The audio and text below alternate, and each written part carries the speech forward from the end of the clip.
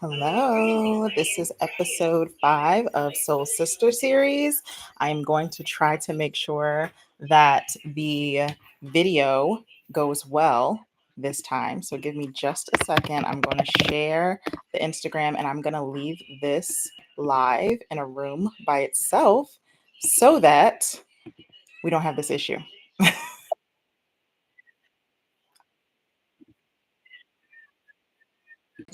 Focusing on me, and so I think that has been reflected upon my website. So for those of you who have previously logged on to I Am Unveiled, you will notice that it looks completely different because my trajectory has now shifted, and I'm now a creator and curator of space that very similarly to Liv. Actually, when you were saying your spiel, I was like, that is literally me, but through other mediums, right? So here to really honor the divine feminine within us all, and tapping into our sensuality through adornments, through the things that we listen to, through the things that we ingest, the healing, the wellness, and everything. So I now have a new direction, a new space where I bring those elements in and support, encourage, and guide women into really tapping into their divine femininity and specifically their sensuality, because it's often a part of ourselves that we either suppress, think that is taboo, don't know what to do with it, and kind of keep it in a little dark corner when no one's looking. And it's like, actually, it's the very essence of who we are as women. It's a very integral part of our womanhood and a very powerful, magical place to work from. And so, yes, my new space is about working through our divine sensuality. So that's all exciting. I'm also leading a book club. I've got the book right here. That we'll be reading. I've just finished it. It's called Sensual. Sensual Faith by Livia Briggs. A very interesting read. Very, very interesting read. A lot of gems in there. It's a book that will either, regardless of what side of the fence, if there is even a fence for you when it comes to this, there is food for thought. And this is a book for those who dare to really challenge themselves, the narratives, the perspectives that we hold as women subconsciously, unconsciously, in terms of understanding you and your essence as a woman and your sensuality. But even before it gets into that, there's foundations that are laid within this book. Took me by surprise in the angle. I won't give any more, but what I will say is if you are interested in reading this book, or even if you don't have a chance to read it before the book club, which is August 11th, still do join, because I'm sure there'll be plenty of interesting conversations that will come as a result of just discussing the concepts on this book. So if you want to join a book club, log on to patreon.com/I Am Unveiled. You'll go straight to the book club. You can join the membership and be a part of this monthly awesome book club. And link so yeah, in your bio, right? The link is definitely in the bio. And you can also find a link on my website to the book club. So looking forward to connecting with you all there. Back to you, Tia. Yes. Listen, I was trying to be like tech IT department over here, trying real hard. So hopefully the YouTube live is working this time. And doesn't have double feed for audio. I did want to say for the book club, 2 things really funny. One is if you do have the link handy, Marie, I'd love to pin it in the comments. And 2, so I bought the book for Liv for her birthday. And she already read it. So I was like, wait, I thought I did the gift registration. No! So yeah, so that's my fault, because I put it in there and I went ahead and be like, oh, you know what, let me get this. Yeah. The one? Yeah, that was arriving Thursday. I just started it like a couple of days ago. That's okay. Dang, you read it real fast. No, I haven't finished it. You haven't finished it? Okay. No. Oh, okay. Gotcha. Yeah, well, I have it. And I will be joining the book club as well. I'll be signing up tomorrow. Thank you. And yes, I'm really excited. Yeah. So, yes. So I wanted to talk a bit this month about soul memories. And the reason why I selected this topic was because Livia and I sat at a coffee shop about maybe 2 weeks ago or so. And we were talking a lot about kind of this overarching conversation regarding like consciousness, multiple forms of consciousness, like dimensions. And that's a really dynamic topic that really gets me into my alien bag. And I don't really get to have those conversations often. And because Marie wasn't present, I think it would be really cool to have her perspective on this topic as well as anybody who decided to join for this live, or if you catch the replay, you can still post your comments and chip into the discussion. So I see that you did post your link, Marie. So I'm going to pin this comment. So go ahead and check out her Patreon if you want to sign up for the book club. It should be awesome. But yes, for soul memories, I think we should just kind of jump in and sort of tease this apart because there's so many things to cover. So my first question to kind of start us off in the discussion is, do you believe that we select to be in this particular humane experience? And why do you think that you're here? Oh, starting off strong. Tell me all the things. Okay, first part of your question, do I believe that we select? I think that's highly possible that we select to be here in this particular human experience. Just from information that I've acquired over the years, and just intuitively how I feel. I feel like it's highly likely that we do select to be here. Me personally, why do I think I'm here? I definitely feel that I'm here to help assist the collective in some way. I feel like I'm definitely here to be some sort of teacher. And so yeah, that's more of a knowing for me.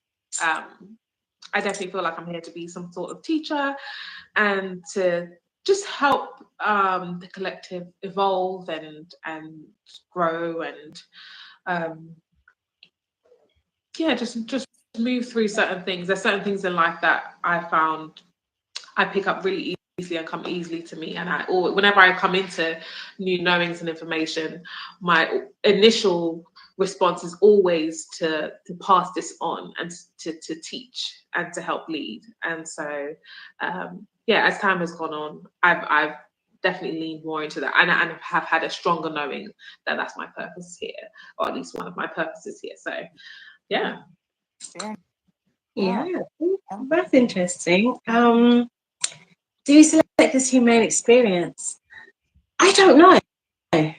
However, what I will say is, it's not often that I say I don't know, but I don't know. But what I will say is that I've heard a lot of people that I respect or are respected in their fields that would say yes to that, with a sense of knowing that they know that this is what happens, and it's possible. I think it's one of those questions that have come up many a times to me, but there's a part of me that's I'm about to start off strong here, ladies. There's a part of me that's like kind of disinterested as to whether I selected it or not, because I'm so busy trying to taking out the word trying now. I'm busy fulfilling my purpose, which is, like you're saying, Liv, teaching, sharing, elevating the collective consciousness, supporting others in doing so, that whether I selected it or not, in some way becomes irrelevant to me at this present moment. It may arise later down the line where a revelation comes or that question comes about and I'm like, actually, I find that it is important at that time. But for me, and up till now, it hasn't really been one that I've kind of put much attention towards or focus. Yeah. So I think like I said, I'm here to elevate the collective consciousness through teaching, through evolving, through growing, ascending myself. And in doing so, like you, Liv, I had this deep desire to share this knowledge and information and connect with those who feel similarly or on a similar path. Yeah, that's what I'd say to that. Yeah, no. So I guess I'm a party of one then, because I think about this a lot. I think about whether or not I chose to be here just because I feel like I ask myself often, like, why here? Why now? Why this? This is a lot to handle. I've asked my mother, like, why did you have a baby? Like, did you think that you were prepared to have a baby? Like, what did you want to impart to me? What was your aim? What was your goal? Because I feel that there are different experiences to be lived, maybe not in a form of humanity, but to be experienced nonetheless in some material way. And like this unique one on earth is very difficult. It has been very difficult and full of challenges that have seemed in the past to be meaningless. When I think about just the possibility that like those things don't have to exist, you know, these particular struggles that I have had in this human form do not have to exist. And for some reason, like I'm experiencing them in this lifetime. And so I've kind of asked myself, like, what exactly is the reason? Because I don't want to get to a place where I'm coming repeatedly back to this experience to relearn whatever it is that I refused to learn that brought me here in the first place. Because I feel like that might be why I'm here. That might be why I selected to be here, is because there is a particular part of my soul evolution journey that I need to overcome, that I need to address. And I want to be very clear on what that is and like work towards that intentionally in this life state, so that when I'm done and it's over, like I'm moving forward. I'm not like repeating this experience again. And I think that at this point in time, at 30, I feel that I chose to be here. I don't even know if I can articulate what that feels like my decision for coming here. I do feel like a light worker in the sense of like, as you ladies said, like maybe not to teach as much. I'm not sure if my purpose is to teach the collective, more so as it is to like hold space for people, and give people like the ability to feel supported, to feel cared for, to feel acknowledged, to feel seen. I think that a lot of my natural propensity and my character is aimed towards like seeing people. Like I'm very much so an advocate for the underdog. I've been through many depressions, which is like has given me a lot of room to see people beyond like the masks that the world likes to put on our human experience. I think that within myself, though, there's, and I don't know, like I said, I don't think I have the words yet, but it's just like this uncovering of like being okay with not knowing all of the answers, being okay with like things not being completely perfect and making a lot of sense, like being okay with the surrendering of it all might be the part that I've struggled with in my past lives, and why I'm currently here in this life is because there's a part of me that needs control somehow, or like needs to know the answers. I'm still trying to figure it out, but I think that would be my contribution there. Yeah, that's interesting. I think we always say you and I have very similar wiring. Now we overlap in a lot of ways. And when you were saying about, you know, really wanting to understand why, so that you don't make those mistakes, so that you don't repeat this process and have to come back and all of that. I don't know who it was that said this to me. I know I had this conversation with somebody, but they left me with because I had that thought at one stage of wanting to do this lifetime right so that I don't come back. But then I want to remember whoever I had this conversation with. Maybe that's irrelevant to the point. But the essence of it was that the very fact that I want to not come back, and that resistance may be the very reason why I do come back. because it's like not surrendering and not letting go and wanting to control the outcome and wanting to control the process. And it's like when that person said that to me, it kind of clicked in my head of like, yeah, this is a part of my personality that or my wiring that I would like to work on, which is wanting to like do things right so I don't come back and experience the trauma or the chaos that I experienced in this lifetime. So I completely understand thinking that way and feeling that way, because I did. But when I had that conversation, somebody said that to me. It was like, oh, like once there is resistance, like that in itself is something that I may want to kind of like release and flow. It's like surrendering on so many different levels and being okay with whatever happens, but moving with intention and a pure heart. So yeah, that's my thoughts on that. Yeah, I really like what you said about like the the mere resistance is why you keep coming back. That resonates with me a lot. I think that was part of like what I was trying to articulate is like surrendering is part of what my soul needs to achieve in order to kind of make it to like the next checkpoint, if you will. Yeah. So, okay, so that's fair enough. I want to move on because there are a lot of questions. Like I said, I really do find a lot of interest in this topic.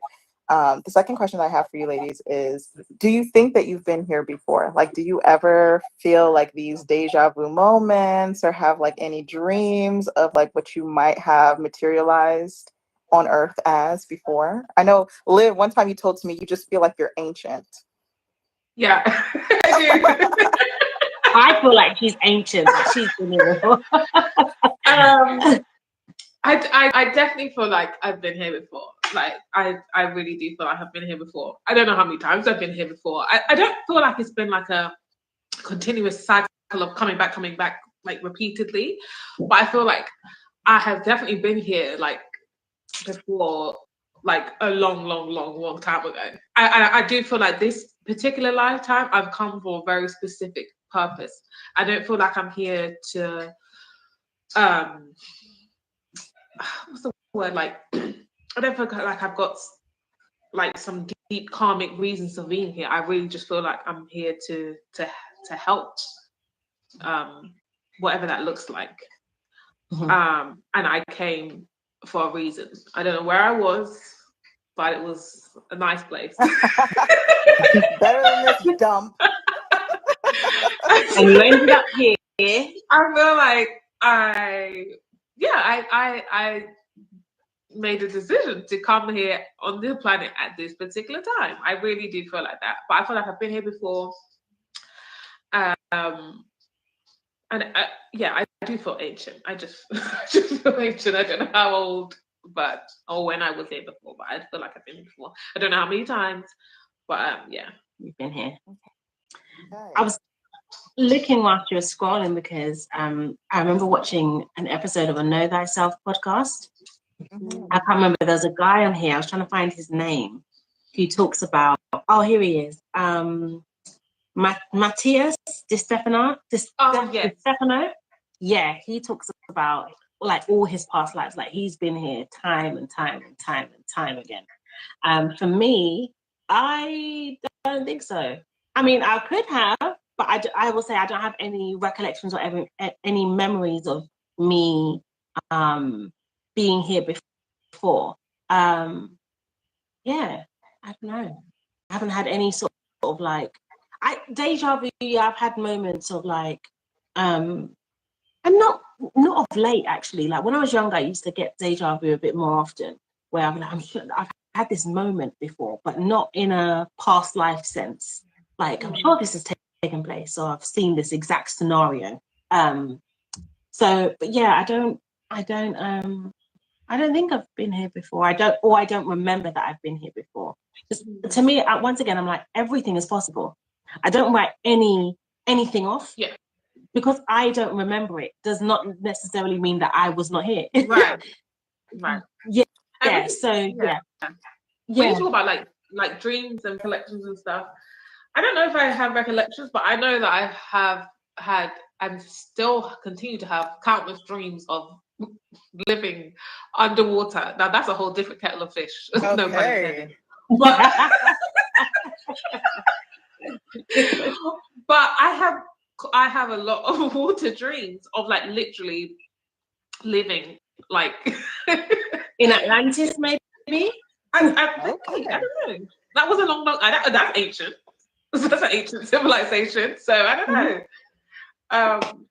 But I just know that I have those dreams, and I still do, and I don't know what they mean. I don't know if I'm remembering something. I don't know if I'm going into a new dimension. I don't know. I mean, well, but that's another question altogether. We can sneak that one in, which I will in just a second. I personally would agree that I don't quite know. Sometimes I feel like I haven't been here before, and then there are times where I feel like I've definitely been here before, and I've been facing the same issue time and time again. I feel like I wasn't in a state that was drastically different than my current one, though. I feel like in every iteration of a past life, like I was pretty much the same. Like a lot of me was the same. Maybe like I had obviously like a different name, or I was a different race, or maybe I could have been a different gender. But like my core personality traits were largely the same.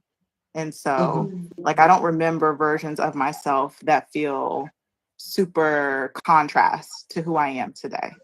But I did want to sneak in a question about these water dreams and all of this water symbolism that you have in your current life, Liv. We talked a little bit about multiple dimensions and like living simultaneously in all of the different dimensions that are currently there. Yeah. Like, what are your thoughts about that? Do you think that in another dimension you might just be a mermaid, or like? I mean, possibly. I mean, that's the thing, because it's like with these dreams, I definitely feel like dreams, there's absolutely something in them. And so I don't know if it's like a past life recollection that I'm having when I have these dreams where I'm under the water, or if I'm literally like just moving into like a parallel one where this is happening at the same time. But then again, you know, there are those who argue that everything is happening all at once. So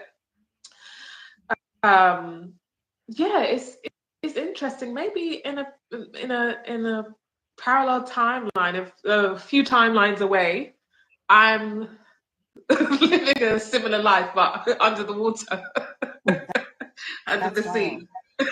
Yeah. All right, Ariel. I'm telling you. I mean, like I can barely keep track of this one dimension that I'm in, let alone like fathoming that there are. What did you hear? Like there's like thousands upon thousands of other dimensions. I feel like you told me that you had listened to someone talk about this concept. I've definitely listened to someone talk about this concept. I feel like I've listened to a few people talk about this concept. I'm not entirely sure who all of them are. I feel like, what's his name? I feel like Billy Carson has spoken about dimensions and stuff like this. But there has been other people that haven't been him that I'm sure I've listened to. There was one point I was like diving deep in the rabbit hole. I feel like there's periods of time where I'm diving deep into the rabbit hole, and then I'm like out, and then you go back in. That is exactly me. Like I do that. Every now and again I do a deep dive, and then I end up just being like sitting back like, oh my gosh, everything that I knew about life, like just put it to one side, put it in a trash. I feel like this convo is prompting another deep dive. It will do. As you're speaking, I'm typing in on Google like different things that are slowly coming back to me, because I do love like this sort of topic.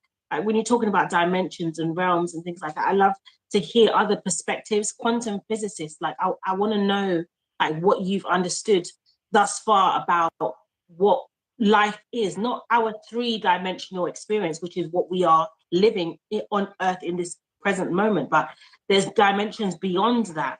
So, and even just understanding what that even means, and just I really admire those who like spend time learning about this, and then they can relay that information back to us in a more digestible form, because complex, it's complicated, and it takes a certain type of minds to really like get into the intricacies of all of that, make sense of it, and then we present that. So yeah, there's a lot of dimensions, but yeah, this is hard. There's just so many ways you can go with this conversation. It is. So, it's so meta. So many. It's so meta. Like I'm trying to figure out what's the purpose of living in all of these different dimensions, as opposed to like just having one soul experience at a time. And like, how do we kind of make sense of how each one of our journeys in every dimension is like moving us progressively forward or backward, or you know what I mean? Like there's just like so much to comprehend with that. I think that's because we're using our 3D experience, right? Yeah. I think but it's like looking at the world from our vantage point and then looking outwards, as opposed to understanding that that's only a perspective on this entire universal quantum experience that is heavily limited. It's highly limited. We can't even see the full spectrum of color. Like literally, we are so. I always say, like us humans, we think we got this shit down. We think we really know what's going on, and we are so like infantile in our development, like this. And I feel like different ages go through like growth and ascension, transformation, and then that age ceases to exist, and a new age comes, and then a new age comes. It's like we talk about, just to briefly touch on it because we can go off on a tangent here, but Billy Carson often talks about ancient Kemet or ancient Egypt, the Egyptians, and the pyramids and how they came to form and what their structures are for. And he goes into great detail about this. Complex structures that man today on Earth would struggle to put together. With all our technology, we would struggle to put that together because the precision, when you're talking about like mathematics, sacred geometry, the alignment with stars, how that impacts just so much information that we can access because we have a different type of technology now. But we think about the ancients being able to access that information back then. When you're talking about ancient Egyptians, I think I said this to you, Liv, one time. Like when we think about ancient civilizations, we make the mistake of thinking that they weren't as what's the word I'm looking for? Advanced. We mistake it. We think ancient civilizations and we think they weren't as advanced as us. And all the stuff that I've learned thus far, I've realized we are the ones who we've got a while to go to catch up to what they already knew. They talk about the emerald tablets and the information that's in those, that we sit here today, we as humans sit here today and like, how did they know this? How did they know this? It goes to the theory that this world is cyclical, go through cycles of advancements and breakdowns, and then builds back up again and starts again. And these cycles are thousands of years long, and we're just in another one. Yeah, I truly believe that we're just in another cycle, and we are. Instead of me asking like, why was I here before? Why am I here? It's like I'm so like I look around and I'm like, oh my gosh, like I'm here at the same time with all these human beings. Like, what are the chances of us being here in this lifetime at the same time? Us three on this life, living this lifetime at the same time. Yeah. Like that's phenomenal. Yeah. And when you really think about it, and not just down to us, like the people that you see walking by in the street, the person that you pass in the coffee shop, we are all living at the same time. And guess what? In another 100 years, most of these people won't even exist.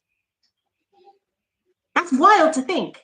Everyone that you see around you, we're living at the same time. Yeah.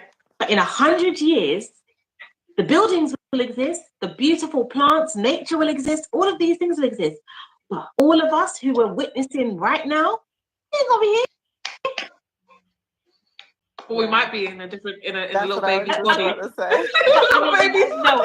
I mean, in a different experience, in the same experience. Yeah, in the same as body. we are now. Yeah, how we are now. You ain't gonna be here like that. Yeah. You know, and at one stage, I used to find that frightening. I'll be honest, because a lot of that was religious residue, right? Like, what happens when you die? And oh my God, am I doing the right thing because I might go to hell? And all these things, like that can impact your present and also create fear in your future. So when you remove, for me, when I've removed that and I've learned a lot of stuff and I'm flowing in a different way. I'm sorry. There's a lot going on over here, y'all. Just bear with me. But yeah, now I don't have those things don't frighten me or scare me. I'm like, wow, like what a time to be alive. What a time to be alive. Literally. You know? Yeah, quite literally. Yeah. Yeah, you know, it's funny, Marie. I don't think about my life in relation to like the impermanence of it with other people. Like how cool is it that we get to live this life where we're all alive at the same time in our little cohort of existence. But I do often think of like this life that I'm living in this body was a life that someone lived hundreds of years ago. Like, and I don't know anything about it. Like, I think a lot about my ancestors, the ones that I haven't met, and how like they were going to get groceries or doing their farming and feeding their families and like thinking thoughts and having cognition. And all of that is just like so lost upon me in the same ways that like my day to day has such an imprint on my life and the people who I'm related to. Like there were loads of people who are connected to me who had that same experience, but I know nothing about that. And there's ways in which sometimes I feel like there's possibly ancestors out there who look almost just like me. Like, you know, those pictures they put on Instagram where the mother like takes a picture of herself when she was young, she takes a picture of her baby, and it's like the exact same picture almost. They're identical. I feel like there's probably ancestors who look exactly like me as an adult woman who I never got to know, or ancestors who behaved in ways that I behave. Actually had a family member tell me that, like I said something at a table and he was like, "You sound just like Nana," which is my great grandmother. And I'm like, I was talking to Liv about this too. We can kind of transition into this theory that like there are incarnations of our ancestors that we take along with us in our journey. And so like I'll speak to my uncle who unfortunately died by suicide. He, I feel sometimes is part of my incarnation here so that like he could get through his soul evolution of what was his demise through me. And like my experience of pushing through depression and kind of dealing with suicidal ideation at points was not just like to heal my own soul, but almost like a collaborative experience of soul evolution where it's like you're living through me too in this experience, and then I'm also living through me. So it's like almost like a 2-for-1 combo deal with soul evolution. So I don't know, what do you ladies feel about that? Like carrying more than just your own soul through this materialization? Definitely. That's not. I don't even think that's up for debate. Okay. That's literally that's scientific, because we imprinted within our DNA is the memories of our ancestors. Like we are literally made up of all of those people that came before us. Like it's not possible to skip them. They are literally part of the fibers of our being. They talk about there being elements of junk DNA, which they labeled a long time ago junk because they didn't know what it was for. But that's part of it. They talk about the, what's it called, Akashic records, being able to access. That's it. I can never say the words properly, but being able to access information, like universal records of things like these things are real, not 3D real, because it surpasses the 3D experience. This is where we tap into things outside of that particular realm, that particular dimension, and tap into what we would say or better as the spiritual elements of things now. But most definitely your ancestors are absolutely part of you, and we're doing our thing and navigating this experience, but they are very much part of this, you know. And even like with speaking on like connecting with your ancestors and your uncles, like being able to, like sometimes we can channel our ancestors, like they're literally speaking through us. Like sometimes I don't know if you've ever had an experience where you're talking about something and you almost feel like, where did this knowledge come from? Like what am I saying? Like that can happen. I was speaking to I won't give any information here, but somebody that I know who spoke about their mother channeling her mother, so her grandmother, the person's grandmother, and the mother wasn't aware of that, but the person, which is her daughter, could tell and knew that in that moment her mum was channeling her ancestor. Like these things are very real. The ancestral realm is very real. They want us to connect with them, but we have to like come to them with that. They can't interfere. Yeah. Otherwise they would just be around, ever present, and we would be able to see them 24/7, 7 days a week. But we have to initiate that connection and say, please assist me, guide me, give offerings, like respect that they're still here and around, not in this bodily form, but they're very much here. So yeah, most definitely, like your ancestors are not lost and forgotten, and they literally make you up. You are made up of your ancestors. If you and your mother was in her mother was in her mother, and then you talk about all the father's lineage. You couldn't be here if it wasn't for all of those people coming together and creating you in this moment. Yeah. It's wonderful. It's amazing, like how, honey, it's amazing that this is like the human experience. Look at them. But yeah, most definitely, they're part of you.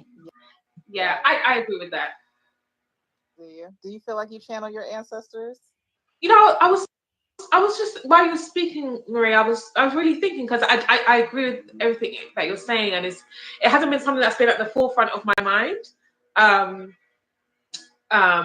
Like when you initially asked the question, Tia, I was thinking, just about that. But then as you were explaining me, I was like, yeah, like this, of course, but it's not something that's been at the forefront of my mind, but it's something that I'm definitely, especially now, really gonna dive into and explore, because they are absolutely within us. And like you said, Marie, we have to come to them and we have to allow that connection and communication. And now I'm going to be even more aware of, when that is happening. I feel like perhaps we channel our ancestors a lot, and without even knowing some of the time, I think. Yeah, I agree with that, like 100%, because especially if you didn't know your ancestors personally. So like the two ancestors that I am intentional with connecting with are my great grandmothers. There's just something about the maternal energy that is very important to me, and it's not to disregard any of my other ancestors, but I look to them first in the mornings. I have two photo frames with pictures of each of them in there, and I say good morning to them. I light my incense, and I don't have, in the space that I'm in, I don't have I wouldn't say a proper altar set up, but it's a dedicated space that I respect as that. And I most definitely like ask them for protection, guidance. I'm more mindful. Do you remember, Liv, I was saying to you, was it you? I don't know. I'm used to having conversations with everybody. I never know who I'm talking to. But there was a day where I lit my candle, lit my incense on the altar, and I have like a really pretty wine glass. It's like a red wine glass. It's got intricate details on it, but I use it for water, to put water on the altar for the water element. And I lit the candle or whatever, and I said my mornings or whatever, and there was just something, like I felt like somebody was saying to me, no. It wasn't the wine glass. It was in a glass. It was almost like a small little glass bowl, but I'd put the water in. And then I felt like I literally heard somebody say, like in my head, like, you better take that water out of that bowl and go put it in a glass. Like immediately. Like don't be trying to give me water in a like a little bowl, almost like a pet bowl kind of vibe. Like that's the energy that came about it. Like you ain't about to put that water on here. You better go change it. And immediately I went to change it. I was like, no. I don't know who's talking to me right now. I don't know who's speaking to me right now, but let me go change that. And it's those moments where I'm like, if I say that again? As if she told you. Told me. And I don't even know which one. It doesn't even matter at that point which one it was. But that's the moment where like that wasn't. I was very clear that wasn't my own thought of, oh, should I change it? Should I put it in something else? That was like a direct. You need to change that. Like somebody's telling me. I'm not hearing it in another tone or another voice. It came to me like it was my own. Like, you know when you speak to yourself in your mind. Yeah. So that same way, but I knew that instruction wasn't. I didn't tell myself that. Somebody told me, go put that in a proper glass. I almost like respect what this is. Right. After I went down and go and change that. So yeah, they are real. They are here. And I do want to like really nurture those relationships because, like I said, I didn't actually meet them in person. They both died when I was really young, so I never got to meet them.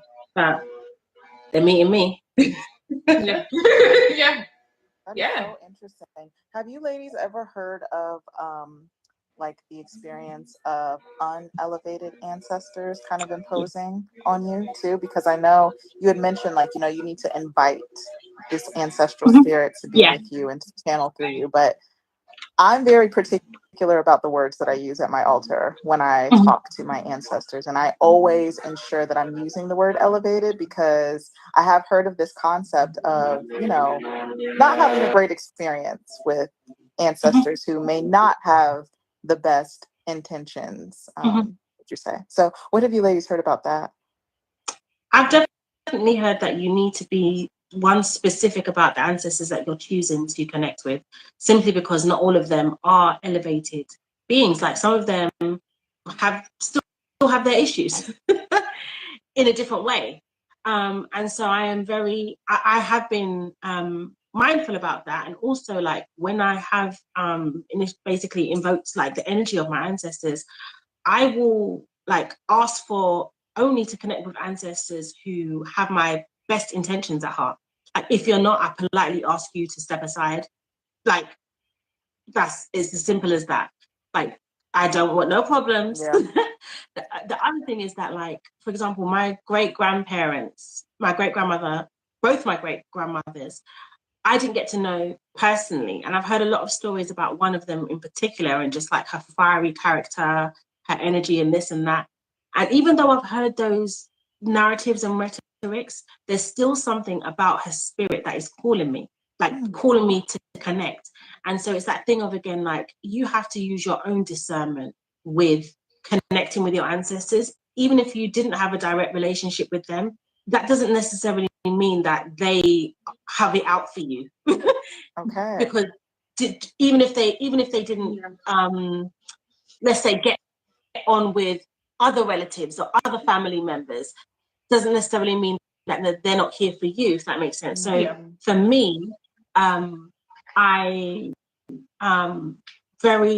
was very intentional with like, asking ancestors who, if you don't have a best interest at heart, please keep it moving. This is not the space for you. This is not the forum for you.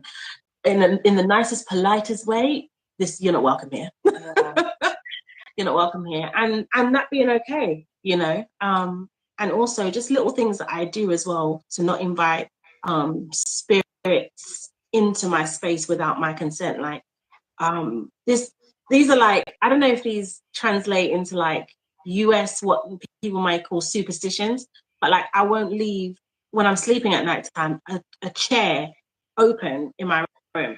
Like I've got a folding chair, or I'll put it underneath the table, but I won't have the chair just sitting there with nothing on it, or just open as in to invite somebody to come and sit in that space with me. Like there's little things that I'll do, or like I won't have a mirror directly facing my bed.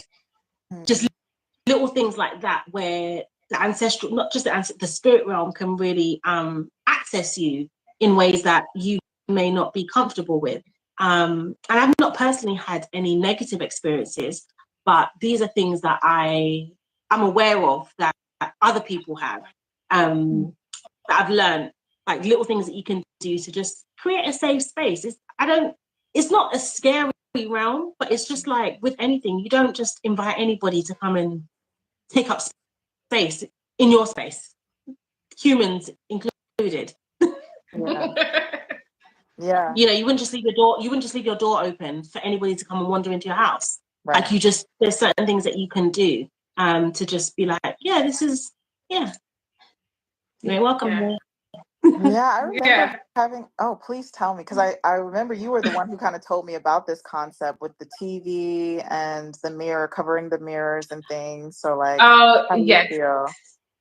I that's something that I've been aware of, like, you know, not inviting things in and stuff.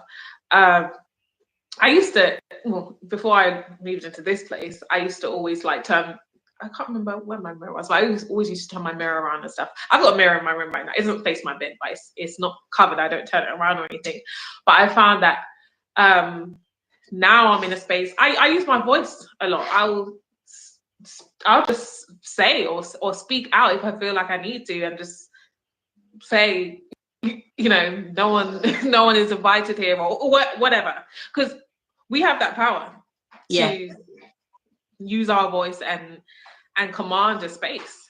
Even if I feel, I can't say I have really had any like experiences that I have perceived as scary, or I mean maybe another person may perceive it as scary to, if they feel like there's a spirit or an energy around. But there have been moments that I have felt that way, but I haven't been scared. I've just been like, get out. But you're also I don't, it's not fear that comes to me in those moments. I just say, like, leave. Like I would tell you if you were in my house uninvited in a body. Yeah. I would tell you to leave. And that's how I respond to these things. And so, you know, if I feel like I need to, I'll use my voice and say, you know, no one's invited to this space. And sometimes I feel like it doesn't always, because I never used to do that, like maybe years ago, but it doesn't always come to the forefront of our minds that we can use our voices in that way, that we can command an energy and space in that way. I think you said this the other day to you, it's not the dead that we should be scared of, it's the living, it's the people you can see. You know, so it's I'm very aware of my power in that respect. And even in what you were saying about Marie, about intentionally connected with certain ancestors and saying you're only inviting certain ones or certain elevated ones. I remember an experience. Sorry, there's someone cutting grass, and I keep moving to move away from the sound, and they keep going from the back to the front.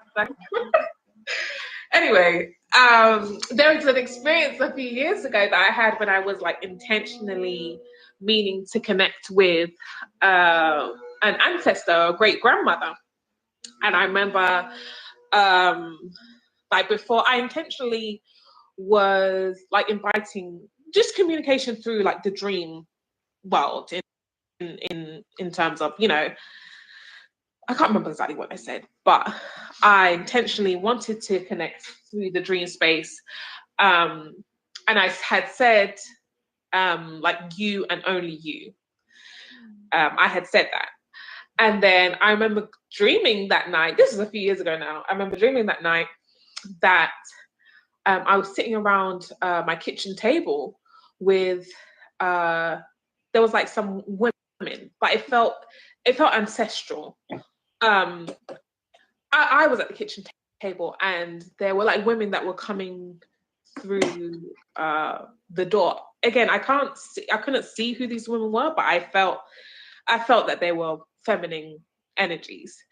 And I remember an energy being at the table with me, but it was like she was like trying to ushering more like women or feminine spirits. And this is in the dream now. I remember like being at the door saying, no, just you. This is in my dream. But then when I was thinking about this dream, when I woke up, I remembered I had said, no one else, just you. And in the dream, I was like stopping people at the door. Like, but what was interesting to me is when I was doing that in the dream, these energies didn't feel sinister or negative or unelevated in any way. It actually felt familial. And it made me think about just however many other ancestors there are who are behind us and who are with us that we may not be aware of, but are also there for our highest good. And it made me think about just perhaps expanding and or opening myself up to that idea, and opening myself up to connecting with and exploring the many exploring relationships with the many ancestors who are here to support me. You know, so it brought that to my mind. But I just found it really interesting how I had set that intention before going to sleep, and in that dream I was literally stopping people like, no, just you. That is so cool. Ladies, give me a moment, I'll be right back. Continue. Okay. BRB. No worries. That's really interesting, Liv. As you said, like, you know, this was your dream. The first thought I had was like, was it a dream though? Or was it just like you were existing in this state, like materialized in this state with these ancestors, and it just wasn't the one that you're currently in? And I feel like, I don't know, like that kind of like, well, there's so many thoughts. Let me like pull one down and then like, get to the others, because I'm starting to overwhelm myself. But on the point of having sort of this team of ancestral spirits who may be unknown to you, largely unknown to you, because I think the whole nature of you being an ancestor is that like they're no longer here. So like at some point you may have had some sort of interface with them, but most of the time you don't know these people, or what you know is through other people. I have become very interested in connecting with my ancestral team specifically. Like, and I've asked them, like, tell me your names. I want to know your names. And I also make it a point for the ones that I did know at some point or have heard about in my lifetime. They have pictures on my altar, and I say their names. Like, I acknowledge them by name. There's something, again, like back to this whole concept of me being very fascinated with the fact that there were like so many iterations of life before mine. And like we can get so immersed in this one human experience as if like this is all that there ever was. Right. And that's also, sidebar, why I personally don't find a lot of benefit in like the whole fear mongering of like the world is doomed and like we're not going to be okay and this, that, and the third. And I'm just like, we've been okay for centuries, you know, like I just don't understand how, you know, I don't know, because there is, and this isn't a political podcast, but because we're in this state where there's a lot going on in the political realm, like now we're frantic.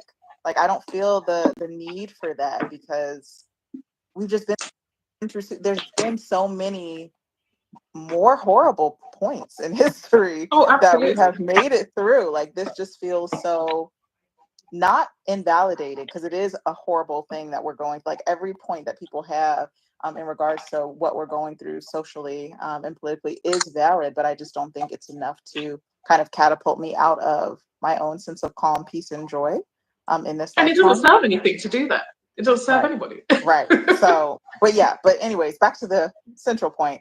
I do find it very important to know the names. I want to know the names. I want to know the stories. Like I've asked my family, I started creating heirlooms with my family where it's like, while they are living, I want you to tell me your life story. Tell me what your favorite color was. Tell me what your favorite food is. What did you like to watch on TV? Like what happened when you were 17? Did you go to college? Did you not go to college? What were you thinking? Let me see the pictures. Every picture that you can find of yourself. I want to create a book. I want to memorialize you, because when you go, I don't want you to just be oh, well, I once had a great great grandmother. I don't know nothing about her. Like, I want you to be able to look at this book and say, yes, her name was XYZ. And she lived here and she did this. And when I connect with her or I feel some semblance of an ancestor, I know who it is because I can see you. You know, I can call you by name. I think that there's power in that. But yeah, the other point that I wanted to talk about was this issue of, and this actually is the last point that I wanted to talk about during our discussion today, dimension, like death in the sense of losing one dimension and then like gaining consciousness in another, but not really knowing that that's happening. And that's something I actually need your help to break down, because we got into it at the coffee shop, Liv, and we made this joke where it's like, ooh, I think I just died a little. Like when we have these new understandings of ourselves that we didn't have before, that kind of like shifts the dimension of our consciousness from going down one particular path to now just being like on a completely different platform. Like, what do you think about that? Like, what are your thoughts on how that works? I know that you have experienced it. I'm not going to tell you the story that you told me that happened when you were in London, but if you want to share, like, what has been your experiences with that and your thoughts on it in general? Yeah, so to clarify what we were speaking about at the coffee shop that day. So there's a theory that we are constantly first of all, we're constantly moving between dimensions, but also that a lot of the time we're unaware, but there are times that we are aware. And there's theories that when we have so-called near-death experiences, you have in fact died, but you've gone to another dimension. And there's all types of theories within this theory, but ultimately there's ones that speak on there being multiple parallel dimensions, and that the dimensions closest to us are the most similar to the current one that we're in. So the reason why we don't notice a lot of the time, because the changes are so minute, but the further and further away you get dimensionally, the changes are more significant. And then you've got people who talk about, like, now there's a lot of people online who talk about like quantum jumping and intentionally moving to different dimensions and all types of things. But I think you said, what do I think about that, Tia? Yeah, like, I mean, I know you've had some personal experiences with that.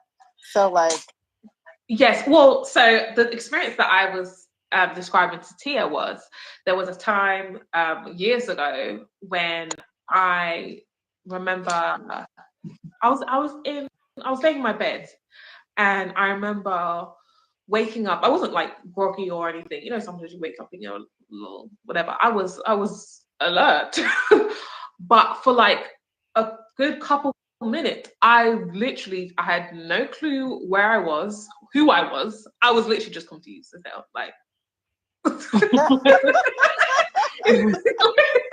Like, I didn't. It's not even like, okay, where am I? Yeah. Who am I? Like, what is this? And that moment has always, I came to like a couple minutes later, but that moment has always stuck with me, because I was like, what is that? And then as I've gone on and I've delved into certain things and researched certain things, and during our conversations while we spoke about this, I thought that potentially I moved to another dimension. Perhaps there was a glitch, because the transfer of consciousness clearly wasn't seamless. There was a delay. It was like dial-up. Like back in the day, we had dial-up, and it just was taking the time. Yeah. Because I was aware and awake. I wasn't tired or anything like that. I was sitting. I remember I sat up, and I was just like, I don't even know what I was thinking, because it's like I wasn't thinking. I was just like, what? Yeah. I remember when you told me that story, like, I think I said to you, because this was around the transition period between you being a Londoner and then you coming and living in Charleston. Like, you had already met your husband, and like you've told me like you feel very different, like a very different person in Charleston than you felt when you were in London. So I think like a part of you kind of died. And like that consciousness level that you were riding, that dimension that you were on, like died. And like you kind of jumped into this different New one. dimension. Yeah, and maybe it was just, yeah, like you said, a little dial-up issue where it wasn't as seamless. Like That was not a seamless transition. Yeah. And I've read stories of people who have experienced this but are aware of their previous life and are struggling with it. So I'm one particular experience I'll just summarize in a nutshell that I was reading was a guy, he I believe he had attempted suicide, he said, which it doesn't seem like it's like he was successful, but he went to I guess it wasn't so parallel because there was huge changes, but he had a whole different family. Now this is he's detailing this story now. And it was like how he described feeling was like during this new reality, it's like he knew like a different wife and kids, but it's like his body and I guess his mind knew these people because his consciousness may not have been fully aware of what happened up until that point, but it still happened. So he has muscle memories of these people, and it's hard to describe how he was feeling, but it's not like he just completely didn't know who these people were. It's like after a while he was saying the memories of them kind of came back. This is the new people now. The memories of them and who they are and kind of came back, but he still had memories of where he just came from. And so, and that's not the only story I've read on it. It's it's wild and it's deep. That is interesting. Did he his new family, did he say anything about like switching like ages? So in terms of, was it still in 2023, or was it like he felt like he's on a different timeline in a different time? If that makes sense. 3D time. I'm trying to remember if he said anything about the time. Because imagine, like, I don't think you remember your wife from the cowboy era, and then you wake up, and then you've got your new experience, and it's like 2045. Right. I don't recall him detailing specifically about what the time was, but how he was describing the story was, it sounded like his surroundings and everything looked like a similar time to where he came from. That's wild.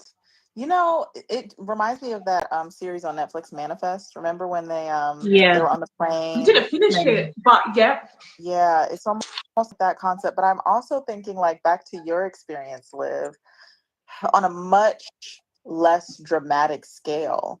Like, and I think it happens to a lot of people. Like, you know, I know a lot of people have probably had the experience where, I don't know, maybe you move to a new home and like you wake up for the first couple of days, you have to remember where you are. Like, oh my gosh, like what's going on? I don't recognize this place because like now you're in a new setting. But like in essence, what's kind of happening is when you're getting rid of an old experience, whether that be a house, a city, a partner, and you're moving into this experience with this other person, this other place, like that is a bit of a dimension jump, you know, and like you have the memory of what it felt like to be in the old place, the memories of that old place, but that doesn't exist for you anymore, right? Like that timeline is done. And I think that it's easy to think of that as like, well, this is just a continuation of the life experience. Like you go from house to house and you go from person to person, and that's just kind of like one single life timeline. But like in some ways, can it also just be like continuous dimension jumping? You know? Absolutely. I think so. Absolutely. So I feel like we was discussing in the coffee shop too, there's continuous just forks in the road. Every time we make a new choice, we're continuing to split dimensions and moving to another timeline. There's a timeline where we're faced, especially like those decisions that feel like huge to us, or bigger decisions, and it's like, should I go this way or should I go that way? There's a timeline in which we have gone the other way, but we are consciously aware of the timeline that we, of the choice that we have consciously chosen. But the other version of us that is making that choice that we were pondering so deeply over, and has gone that direction. Oh God, it's so hard to fathom because, like, I mean, I should say this. I don't find it hard to fathom because I really understand that everything that I'm experiencing, first of all, I don't see anything as linear. So, like, because of so much stuff that I've learned, to me, I keep saying this phrase, like, anything and everything is possible. Like, literally anything and everything. So, because it's not linear, it's like I can see how, to a certain degree, how I can understand how, that fork in the road, two things can be happening at the same time. Like, you did make that decision to go left, but you also consciously made the decision to take this right turn, and this is where it's taking you. But it's this world, this life experience is so much more intricate and complex than they want you to realize. And I say they, and they meaning like society, governments, like, because it gets real complex and it gets real powerful. Yeah. And if you're all out here just aware and awake of all of this stuff, you don't serve the function for this setup, this capitalist environment, right? You become unhelpful to the cause. So you just like you're becoming a problem now, and you need to just like keep quiet, go away. Stop trying to share this with your fellow humans. Just go over there with that. You just become a nuisance. You're a bit annoying now. Yeah. But it's amazing and it's wonderful. It's powerful. It's so interesting. I'm in a space now where I'm like, I don't understand not wanting, like, people who don't want to learn more about the possibilities. Like, you're presented with information that could potentially, like, I do get it, potentially awaken and change your perspective. And it's a lot, because you then may be faced with like having to release everything that you took on and believe to be true, your entire identity and what that means to you. Like, it's a lot to say, yeah, I'm open to really learning information from those who have dedicated time and their life experience to evolving in some way. This is why my hats go off to those people who really go down those rabbit holes. Like, that's your calling. That particular rabbit hole, that's your calling, so that you can then relay that information and share it. And we do what we want with it. We either take it on, we leave it. It's not for us in this lifetime or in this moment. We pick and choose and refuse. But there's just so much information out there. Like, to stay limited is really like, it's uncomfortable. You have to be really prepared to. Humans have attachments to identities, and when you have such a huge attachment to an identity, and something threatens it, it feels like that thing is trying to kill you, because you are identifying as something. But it is, and so it is trying to kill you. It is trying to kill you. It's trying to kill you. It's a death, and so you're gonna. And for a lot of people, this is subconscious now. So you're going to do everything in your power to get that thing away from you, because it's shattering your whole entire world and about to kill you, what you know as you. Yeah, it can be so disorienting. For sure. Yeah, it can be really disorienting. And I think that's what kind of, like, again, going back to the start of this conversation, gets us stuck in the loop, like not being able to surrender to the fact that, like, we are here to journey, and that can look a lot of different ways. And like, there is like identity death involved, but like only for the greater accumulation of like our soul evolution and like our spiritual ascension. And so I can say, like, with this experience of dimension deaths or dimension hopping, however you want to frame it, the biggest experience that I've had as of late, and I want to know, Marie, if you've had any that are that particularly stand out to you, was around now, like my 30th year. We talked a little bit offline about Saturn returns, and I have to do some more research on that. But I think mine recently ended, and I can say like I feel very different in a way that like was not as blatant as like waking up and not remembering who I am, like you live, but also like coming to like just sitting and looking around sometimes and seeing like how much I have shifted and how different my life is, how different I think. Like it's just like a very noticeable change from the ways in which I was before. And like some people just call that maturity and growth. But because I am constantly looking beneath the surface for like the spiritual undertones, the things that, you know, resonate on a soul level, I absolutely feel like I had a huge dimensional death from the time that I met you ladies for the first time to now. I feel very much so different in ways that are material, like you can see it, you can feel it. And that was a necessary death for me. So, and I continue to die over and over again. How about you, Marie? Do you have anything that stands out?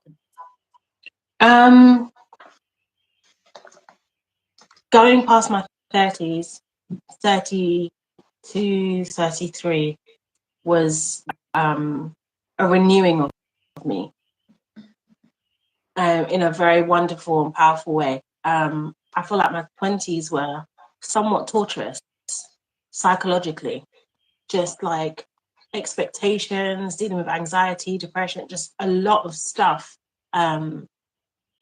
Like me being the puzzle piece, trying to fit into the London matrix lifestyle that just did not fit. And nobody outside of me and Liv knowing that what this is not it. And one day we got to be somewhere else doing life so differently. Outside of us having those conversations, nobody around me was like, you know, you can do this differently. You know, there's like another way, there's another option. And so it's like struggling to fit somewhere and doing life in a way that everybody's doing it, and realizing that, oh, none of you are actually fitting in this puzzle. Not just me, but fast forward a few years now into my 30s, I'm like, oh, moving to Jamaica, leaving London, going to Jamaica, having that whole awakening of like, actually, yeah, why am I going to London? What is this for? You know, so now being in London, albeit temporarily, I'm here with a completely different mentality and mindset, because I'm now utilizing this opportunity to do what needs to be done. So we go back next year, we're going back. So yeah, I think just my early 30s, I had that moment of like, yeah, I'm in a totally different space mentally, spiritually, and just continue to grow and evolve like at a rapid rate in comparison to me in my 20s. I was kind of like very resistant, fighting, struggling mentally, stressing about everything. But at the same time, there was always this part of me, like me and Liv had this running joke that we've been doing this since 2K14, like thinking creatively, doing things differently, knowing that our creative minds and ventures are going to lead us down a particular path of sovereignty and freedom. And it started off with, in the most simple and basic way of like changing up from relaxed hair to natural hair, and that being the spark that just, or the fuse that just like lit that flame, and suddenly there was like this light and awareness of, oh, there's more to this experience, there's stuff that we haven't learned, and why don't we know this, and why are we not being taught this? And then we end up digging our own rabbit holes. Antennas came online. They came on live. They came online, and we've never looked back. We've never looked back. And you know, yeah, I'm grateful to have have her as my sibling in this lifetime, because the way that the two of us, back in my 20s and whatever, and your 20s, early 20s, Liv, the way that we kind of, I don't know what the word is to describe, but we just journeyed this together in so many ways. Yeah. It's powerful, and it's led us to where we are today. Like, it's led us to where we are today. It's I don't have, I always say to Liv, I don't have the language to really do justice like describing our sibling relationship in that way. Yeah. Because it's beyond